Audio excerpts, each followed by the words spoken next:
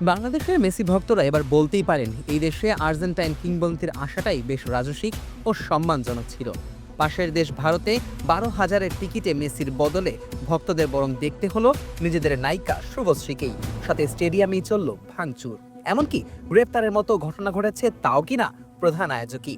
এক মেসি ম্যানিয়ায় ভারত যখন তোলপাড়, তখন 14 বছর আগে বাংলাদেশে মেসির সেই আগমনে যেরকম শান্তিপূর্ণ উৎসব হয়েছিল, তাতে যেন ভারতের চেয়ে বাংলাদেশের মেসির আগমনই ছিল বেশি সুন্দর।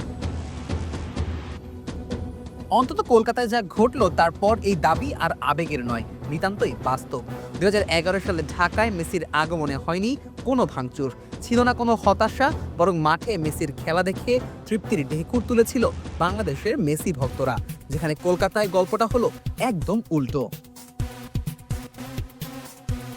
শনিবার যুব ভারতী ক্রীড়াঙ্গনে লিওনেল মেসিকে এক ঝলক দেখার আশায় হাজির হন হাজার হাজার দর্শক। কেউ এসেছেন উত্তর পূর্ব ভারত থেকে, কেউ কেরালা বা অন্ধ্রপ্রদেশ থেকে, অনেকে পকেট খালি করে কিনেছেন 18,000 টাকার টিকিটও। কিন্তু মাঠে বাস্তবতা ছিল ভিন্ন। মেসি, লুইস সুয়ারেজ ও রদ্রিগো দি পল স্টেডিয়ামে প্রবেশ করতেই তাদের ঘিরে ধরেন রাজনীতিবিদ, সংগঠক ও বিশেষ আমন্ত্রিত অতিথিরা। নিরাপত্তার বলয় ভেঙে পড়ে দর্শকদের সামনে, কিংবদন্তিদের দেখার সুযোগ কার্যত মিলল না। জায়ান্ট স্ক্রিনেই হয়ে উঠল একমাত্র ভরসা। তখন পরিস্থিতি সামাল দিতে বারবার মাইকে অনুরোধ করেন প্রধান আয়োজক শতদ্রু দত্ত।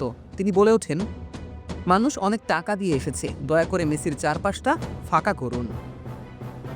কিন্তু আদতে সেই অনুরোধ রাখা হয়নি। মাঠে সেলফি আর প্রোটোকলের ভিড় বাড়তেই থাকে, নিরাপত্তা নিয়ে শঙ্কা তৈরি হয়, আর মাত্র 20 মিনিটের মাথায় মাঠ ছাড়ার সিদ্ধান্ত নেন আর্জেন্টাইন অধিনায়ক। আর এরপরই ঘটে এই হতশ্রী কাণ্ড। বাবা, এত এনার্জি কই পাও? এই পাওয়ার চুমুকে অ্যাকশন। মেসি বেরিয়ে যেতেই ভক্তদের জমে থাকা ক্ষোভের দেখা মেলে। দর্শকরা ব্যারিকেড ভেঙে মাঠে ঢুকে পড়েন, একই সাথে ছোড়া হয় চেয়ার ও পানির বোতল, ভাঙচুর করা হয় স্টেডিয়ামের আসন, তাঁবু ও সরঞ্জাম। কিছু জায়গায় আগুন ধরানোরও ঘটনা ঘটে।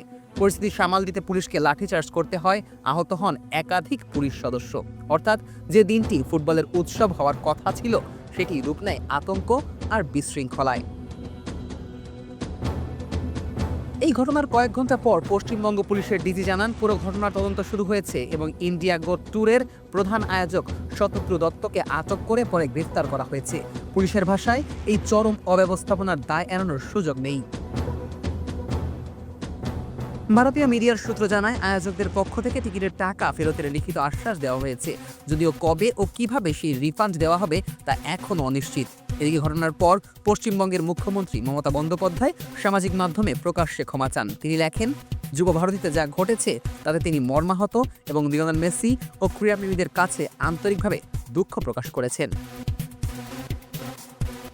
এই বিশৃঙ্খলার মধ্যেই ফিরে আসে বাংলাদেশের স্মৃতি। 2011 সালে ঢাকায় যখন লিওনেল মেসি এসেছিলেন, তখনও উন্মাদনা কম ছিল না, কিন্তু ছিল শৃঙ্খলা, ছিল সম্মান, ছিল ফুটবল উৎসবের আবহ। কোনো চেয়ার ছোড়া হয়নি, ভক্তরাও হতাশ হয়ে মাঠ ছাড়েনি। এক ভারতীয় দর্শক তো ব্যঙ্গ করে বলেই দিল, আমরা 12,000 টাকার টিকিট কেটে মেসিকে নয় শুভশ্রীকেই দেখতে এসেছিলাম। তবে যদিও কলকাতায় যা হয়েছে পণ্ড, হায়দ্রাবাদে অন্তত মেসি মেনিয়ার ঝলকটা ভালোই হয়েছে। Nazmus Sakib, on field.